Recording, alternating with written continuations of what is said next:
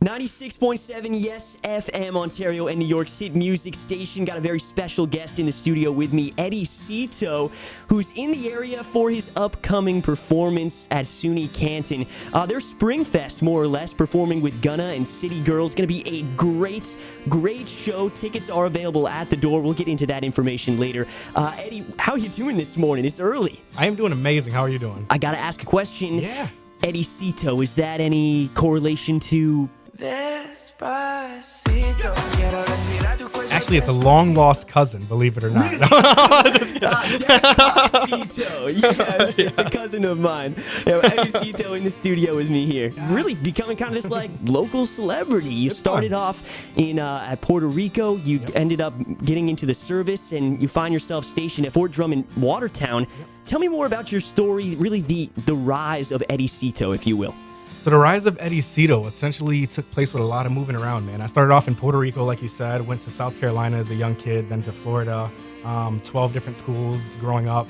Every 2 years, moved around somewhere different. When I was 17, I decided to join the Army, and it put me up in Fort Drum, New York. I love the area. It was beautiful. I've been all over the world, but you got the Adirondacks, you have kayaking, you have fishing, you have just serene, peaceful environments to just relax at. So for me, this place became an oasis of paradise, man. I just stayed here. I loved it. Yeah, I can see why you fell in love with it. I've been here my whole life. I haven't seen much else, but I'm happy with where I'm at. Yeah, definitely. Let's get into, before you came to upstate New York, you said you moved around from school to school.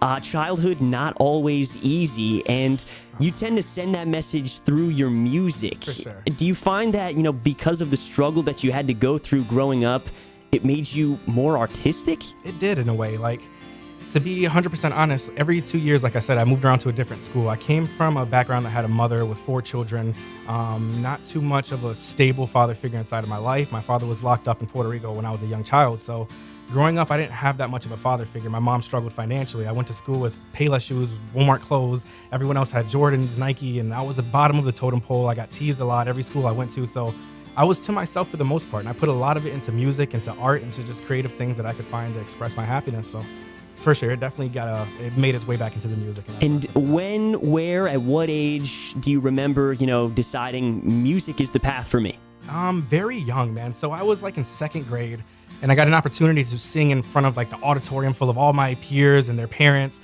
I sang R. Kelly's "I Believe I Can Fly." And good song. It was. It R. was Kelly, a good song. not very popular in the media Not right now. now. So maybe we'll edit that out. But the song was iconic, man. I stepped on the stage, I sang that out, and once I got that reaction back, the acknowledgement of the same people that made fun of me, essentially, you know what I mean? So when you get that acknowledgement, it made me feel good, and it made me realize this is something I really want to put my all into. So absolutely, that is the dream, yes. And it's really good to see that you can take that dream and not just forget about it, but actually, take the steps to pursue it. And it shows now that you're going to be headlining with City Girls and Gunna April 28th at the Roost House for their Spring Fest series. Let's talk just more about your music first. Going along with that struggle that you faced growing up, not really lacking a father figure, and mental health right now is bigger than ever. Definitely you went through some struggles, and it really shows in your music. One of your biggest songs right now, it's getting radio A airplay, is called Hold On. And this song, there's actually a great story with it, but tell me more about the lyrics, how you were feeling when you wrote this song, and then get into that story that you shared with me before we went live. So a little bit of background on Hold On. The time frame in my life, I had just had 2 baby girls recently, and I was going through a lot of mental stuff in my life. I have a bit of a background history when it comes to like drug abuse, certain things that I went through in my life that I had to struggle to overcome. I just came off a 4 or 5 year binge of doing a lot of different drugs. I had to get myself clean. I had 2 different daughters that were born.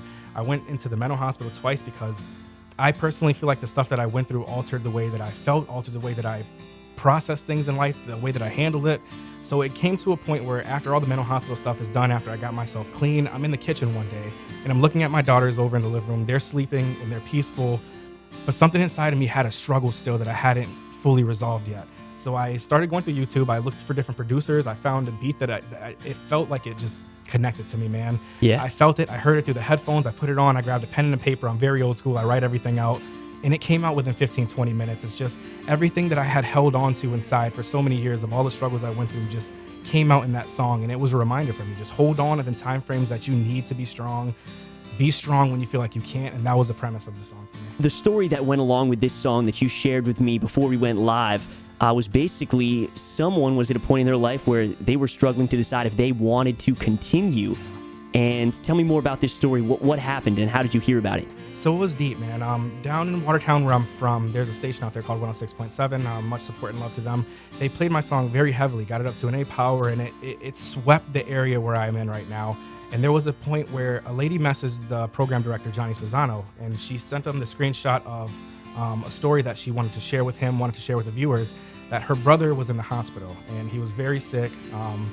And if I'm not mistaken, in the time frame he was in the hospital, he had a whole bunch of wires, IVs, everything hooked to him. He didn't want to fight anymore. He didn't want to live. He didn't want to be here.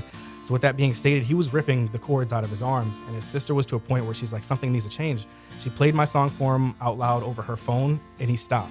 And in that moment, he knew that he wanted to hold on, to feel stronger, to feel safe and secure. And he changed his mind. Everything is different now for him. And when I heard that story, it literally brought tears to my eyes because, like I just said, I was in my kitchen, man. I was in that point myself, and I didn't know. I was holding on to so much inside. I needed something to remind me to be strong. And for that song to do that to somebody else too as well, it's a blessing. Yeah, I just got chills down my spine. Seriously, when you told that story, that's great. Yeah. Because really the special part about this is how it did come full circle. You know, you didn't write this song for it to be a radio hit and to make a lot of money. You wrote this song because the lyrics meant a lot to you. Definitely so. And obviously you're going to get a chance to perform that song on stage April 28th at Canton, SUNY Canton. What's it like performing this song live? Is it very emotional? Do you tell the crowd the story before you go, or do you just kind of let the audience feel it? So I give them a little bit of a background, just something motivational. Just tell them, hey, this next song is very special to me. I just want it to be able to touch you the same way it touches me. Hold on through your bad times. And then the DJ cues it from there. I have to take a deep breath just to get it all in, feel the vibe of it, and just go from there, man. It's iconic. It feels great. It gives me chills every time I step on stage and sing it. That's really every artist's dream, to have a story like that where your music can touch someone else, like music touched you and brought you out of a dark place earlier in your career. Hey, you can go see Eddie Cito, the Ruse House, on April 28th. Doors open at 7 p.m. You can order tickets right now online, 315-386-7315. $40 right now. If you wait and get them the day of the show at the door, they will be a little bit more expensive. $50 cash only. Well worth the price tag, though. Eddie Cito, Gunna, and City Girls. Eddie, I'm going to ride the listeners out here with a bit of your song, Hold On. Yes. Thanks for coming in and doing this interview with me today. Can't wait to watch you live. Oh, yeah, definitely so. Every day's another mountain to climb. I'm climbing away, I ain't sliding today. I didn't come this far to see me fall. Every day's another battle to fight. I'm fighting away, I take my mind off the pain. I didn't build this life to lose it all. Here's to the dreams we chased. Here's to the times we fall. You never have a foot inside the race if you didn't start from the bottom on the floor learning to crawl. Here's to the smiles we made. Here's to the tears we saw. Never knew what pain was if it wasn't for experience, baby, cause we experienced it all. When all I